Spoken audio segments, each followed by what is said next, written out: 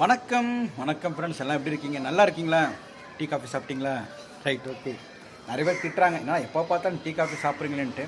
அதை கேட்டு பழக்கமாயிடுச்சு. உங்கள் வீட்டில் என்ன வராங்க, டக்குன்னு டீனா காஃபினா சாப்பிட்றீங்கன்னு கேட்பீங்க இல்லையா? நடு ரோட்டில் நடந்து போகிறோம், திடீர்னு ஃப்ரெண்ட் வந்தால் மச்சான் டீ காஃபி சாப்பிட்லாமா அப்படின்னு கேட்குறோம் இல்லையா? அந்த மாதிரி தான் டீ காஃபி எப்போ வேணாலும் சாப்பிட்லாம், எந்த டைம்லாம் சாப்பிட்லாம். 1 மணிக்கு சாப்பிட்லாம், 2 மணிக்கு சாப்பிட்லாம், 3 மணிக்கு சாப்பிட்லாம். ஏன்னா சாப்பாடு சாப்பிட்றப்ப கூட சாப்பாடு சாப்பிட 2 மணி ஆச்சுன்னா 1 மணிக்கு ஒரு மாதிரி பசி எடுத்தால் ஒரு டீயோ காஃபியோ சாப்பிட்றேன். டீ கடையில் போயிட்டாங்க கோச்சிக்காதீங்க, சொல்லி பழக்கமாயிடுச்சு, மாற்ற முடியல, மன்னிச்சிருங்க. இன்றைக்கி சண்டே என்ன சமையல்னு பார்க்கலாம். நான் மீல் மேக்கர் வாங்கினேன். மீல் மேக்கர் இன்றைக்கி வாங்கினேன். மீல் மேக்கர் கொஞ்சம் வித்தியாசமாக செய்யலாம்னு சொல்லிட்டு செஞ்சேன். சைனா பொல்டரியோ, அதாவது பொல்ட்டா சைனான்னு வாங்க. அது மாதிரி மீல் மேக்கர் பண்ணால் எப்படி இருக்குன்னு. எங்கள் சௌராஷ்டிரில் பொல்ட்டா சைனான்னு அந்த தமிழ் அந்த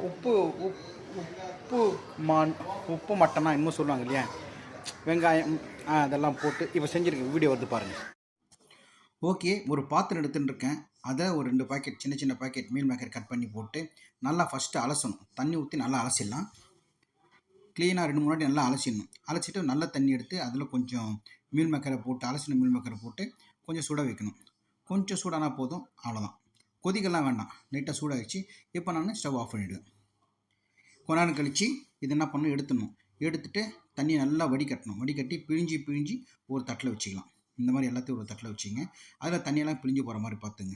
ஓகேங்களா? சூடான அப்புறம் சாரி இப்போ நல்லா எடுத்துட்டேன். இப்போ 2 வெங்காயம், 2-3 பத்தை, தேங்காய் பத்தை, கொஞ்சம் காஞ்ச மிளகா, கொஞ்சோண்டு எண்ணெய், அதில் வந்து வெங்காயத்தையும் போட்டேன்.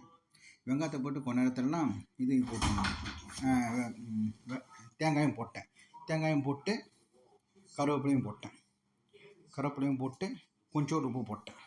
அப்புறம் கொஞ்சம் காஞ்ச மிளகாவும் போட்டு அதில் போட்டு நல்லா வதக்கணும். நல்லா வதக்கிட்டு அப்புறம் மீன் மேக்கரை போட்டு நல்லா ஃப்ரை பண்ணணும். அந்த ஏற்கனவே உப்பு போட்டோம், உப்பு பத்தலாம், கொஞ்சம் உப்பு போட்டுங்க. நல்லா பிரட்டி எடுக்கணும். இது வந்து மட்டன் வந்து பண்ணுவாங்க எங்கள் சௌராஷ்டிரா ஆளுங்க. அதே நான் இப்போ வந்து மீன் மேக்கரில் பண்ணி பார்க்குறேன். நல்லா டேஸ்ட்டாக இருக்கும். ஒரு தட்டில் எடுத்துட்டேன். அவ்வளோதாங்க, செம்ம டேஸ்ட்டாக இருக்கும். ஒரு நீங்கள் ட்ரை பண்ணி சாப்பிட்டு பாருங்கள். பார்த்தீங்களா, ரெடி.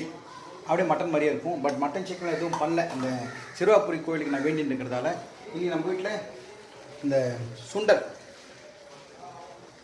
கொஞ்சம் தொக்கு மாதிரி பண்ணிவிட்டு, ஒயிட் ரைஸ், இன்னும் வந்து தக்காளி ரசம். தக்காளி வந்து விலை கம்மி, அதுவும் தக்காளி ரசம்.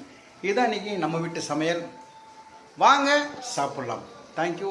இந்த மாதிரி ட்ரை பண்ணி பாருங்கள், சூப்பராக இருக்கும். இதில் வெங்காயமும் அந்த தேங்காய் வதக்கிறப்போ அது ஒரு தனி டேஸ்ட்டாக இருக்கும். அது சூப்பராக இருக்கும். அது மீல் மேக்கர் போட்டால் மட்டன் மாதிரியே இருக்கும். இது தினமும் சொன்னாங்க தமிழ், வரமாட்டேன். எங்கள் பாஷையில் வந்து சைனா பொல்ட்டா சைனான்னுவாங்க.